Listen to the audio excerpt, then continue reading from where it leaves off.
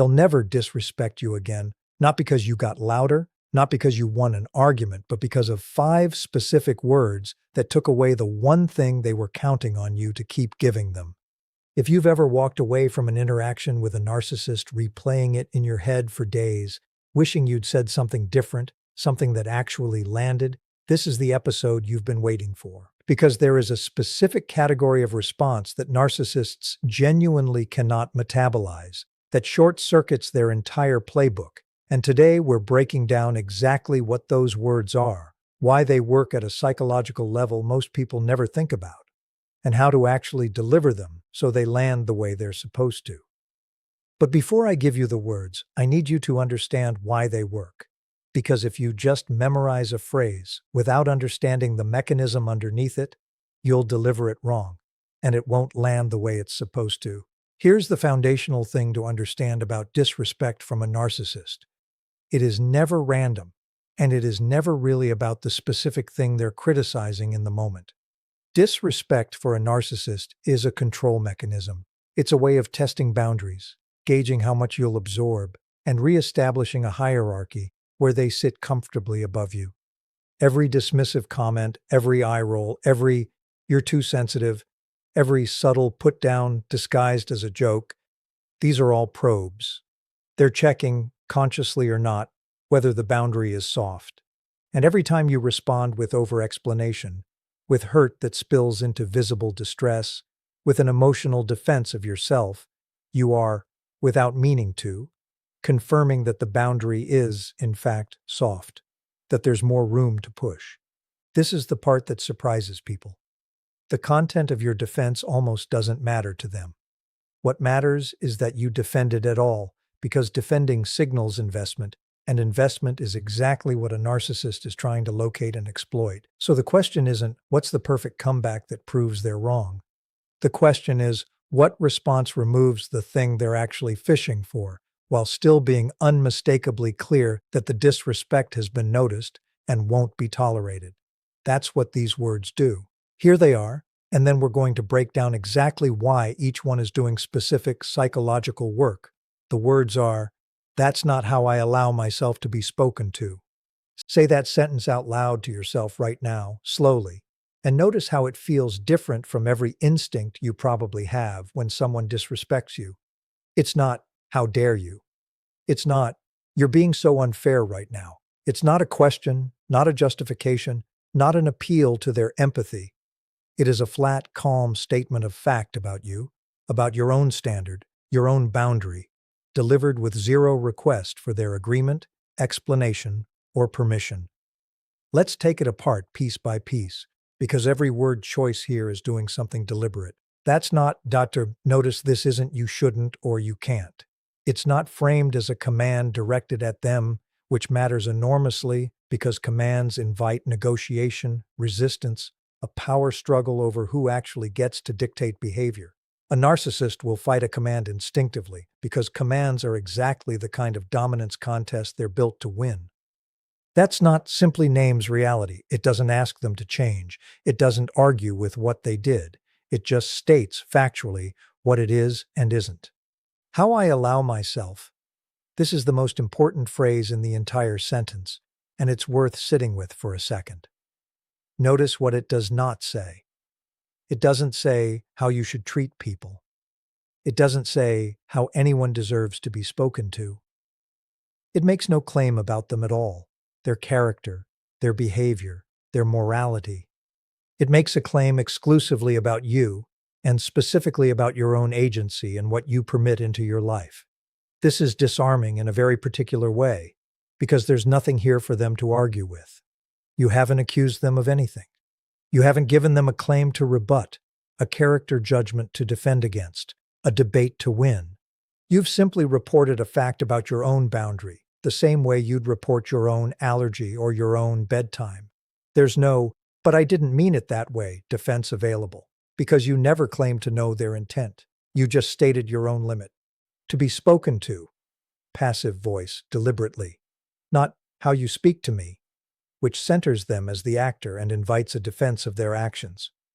To be spoken to keeps the focus entirely on the boundary itself, almost as an abstract principle you hold, rather than a specific accusation against this specific person in this specific moment. It's harder to escalate a fight against a principle than against a personal attack. Put together, this sentence does something remarkable.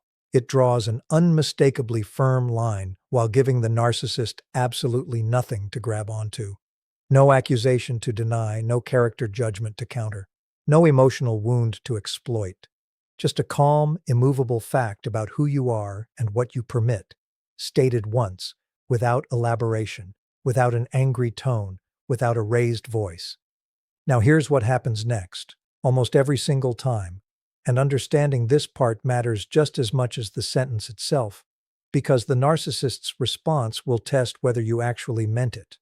The first thing they'll typically do is minimize. "Oh, come on, I was just joking. You're being dramatic.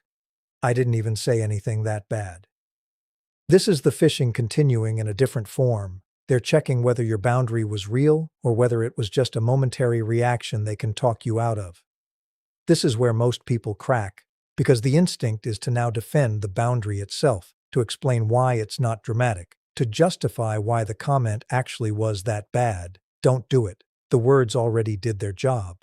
If they minimize, you simply repeat with the exact same calm tone, "That's not how I allow myself to be spoken to."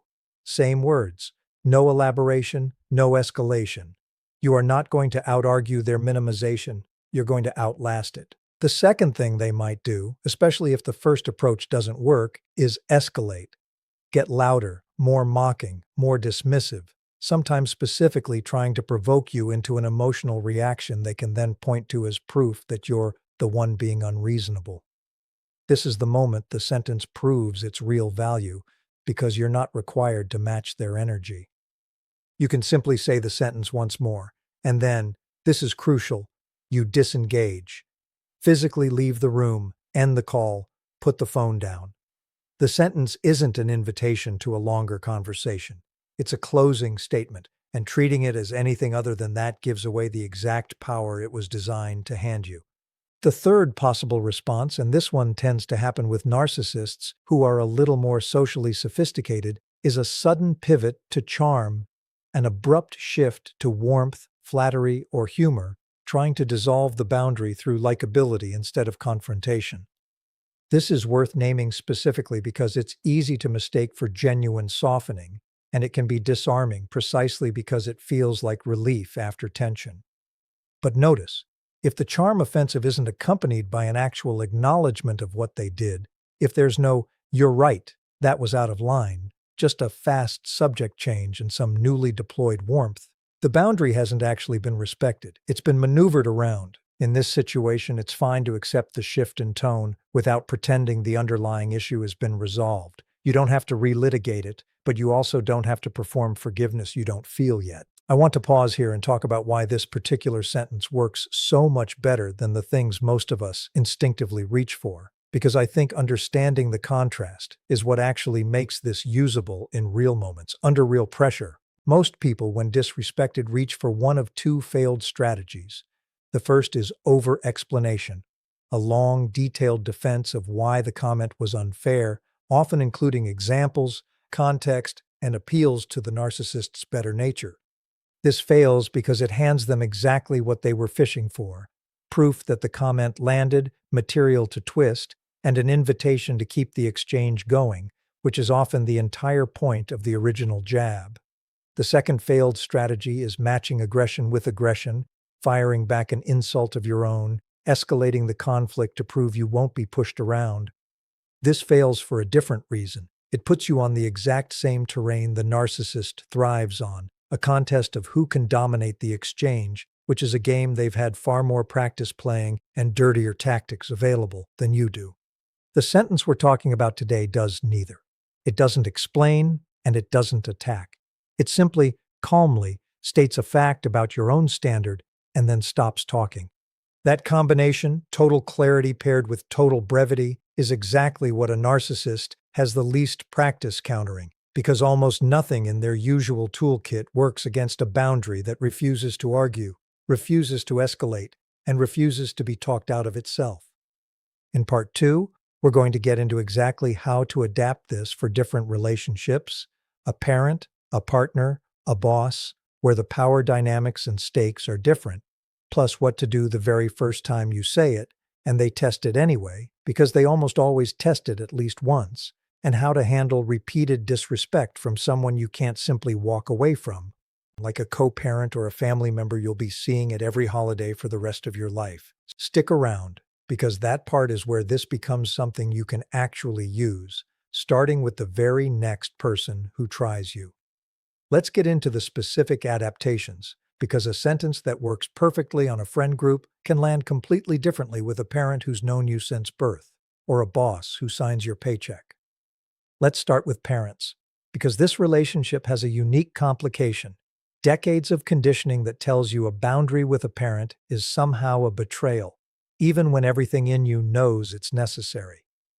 The sentence works here, but it usually needs one small adjustment in tone, not content. A slightly softer delivery that doesn't sacrifice the firmness underneath it. "That's not how I allow myself to be spoken to," said to a parent in a steady, even voice without anger, tends to land as unmistakably serious precisely because it's so unlike the reactive defensiveness they're used to from you. Expect the minimizing response to be especially strong here. "I'm your mother, I can say what I want. You're being so sensitive all of a sudden," sometimes layered with guilt specifically engineered to work on adult children, like sighing or bringing up how much they've sacrificed for you. The move is the same one from part 1. Repeat the sentence once, calmly, and then change the subject or end the call. You don't owe a narcissistic parent an argument about whether the boundary is legitimate. The boundary doesn't require their approval to be real. With a partner, the dynamic shifts because there's usually daily proximity and often genuine love mixed in with the dysfunction, which makes it tempting to over-explain in hopes they'll finally understand. Resist that. The sentence works exactly the same way here, but I want to flag something specific. Pay close attention to what happens in the hours and days after you say it, not just in the moment. A partner who respects the boundary will, even if they push back initially, eventually show a behavior change. The comments stop, or at least noticeably soften. A partner who doesn't respect it will simply find subtler, more deniable ways to test it again, often within days. That pattern, repeated over weeks, tells you something important about whether this relationship is one where boundaries can actually take root, or one where you'll be saying this sentence on a loop indefinitely without anything underneath ever shifting. With a boss, the stakes are different because there's a real power differential involving your income, so the delivery needs to be adjusted for a professional context without losing its core function. Something like, "I'd like us to keep this conversation professional," or "I don't discuss things in that tone," carries the same underlying structure. A calm statement of your own standard, no accusation, no request for their agreement, while fitting a workplace register.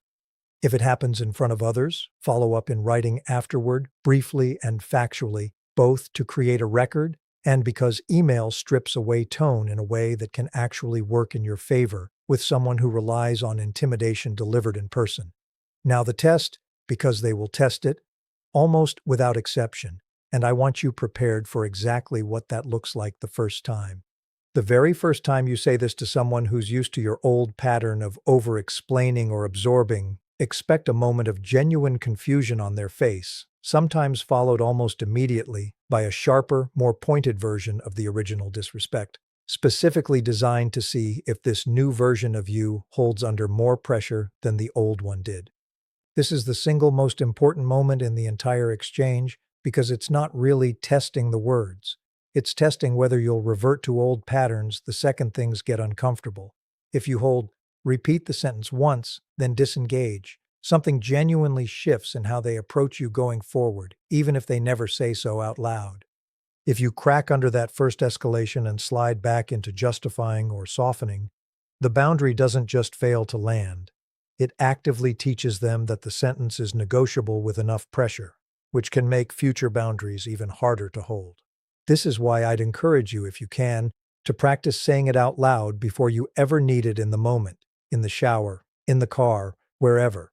It sounds almost silly, but rehearsal matters here because in the actual moment, adrenaline narrows your options down to whatever's already automatic. And if calm, brief boundary setting isn't already familiar in your body, the old habit of over-explaining will win by default, simply because it's the well-worn path. Now let's talk about the hardest version of this. Repeated disrespect from someone you genuinely cannot walk away from.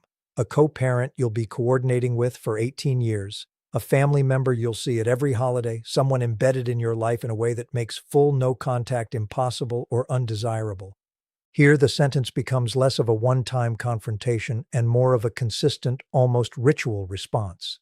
The same words, delivered the same calm way, every single time the line gets crossed, with zero variation and zero escalation on your part, no matter how many times it takes.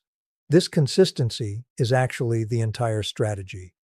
Narcissists are drawn to inconsistency because it signals a boundary that might collapse under enough repetition or enough pressure. A boundary that gets stated identically, calmly, the fifth time and the 50th time stops being interesting to test because it stops offering any new information, any new leverage, any sign that persistence might eventually pay off. In situations like co-parenting specifically, I'd add one practical layer. Move as much communication as possible into written or app-based formats where tone matters less and a record exists automatically, and reserve the spoken version of the sentence for moments that happen face-to-face or on the phone, where a paper trail isn't naturally being created. This isn't about building a case against them, it's about making sure your boundary exists in a format that can't be reinterpreted or denied later, which matters enormously in situations with legal or custodial stakes. I want to close with something important, because I don't want anyone walking away from this thinking one sentence is a magic spell that transforms a narcissist into someone respectful. It isn't. What it actually does, and this is genuinely powerful, just not in the way people initially expect, is change your own relationship to the disrespect.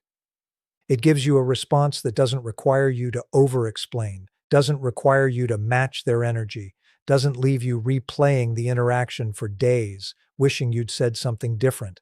Whether or not it changes them, and sometimes it genuinely does shift how they treat you, once they learn the old tactics don't work anymore, it will change how you experience these moments, and that shift on its own is worth everything. If you try this and it works, or even if it doesn't and you want to talk through what happened, I'd love to hear about it, because these real examples genuinely help other people find the confidence to say it themselves for the first time. If you want more of this, real tools, not just explanations, for handling the specific moments that used to leave you speechless, subscribe to Mind Horizon. I'll see you in the next one.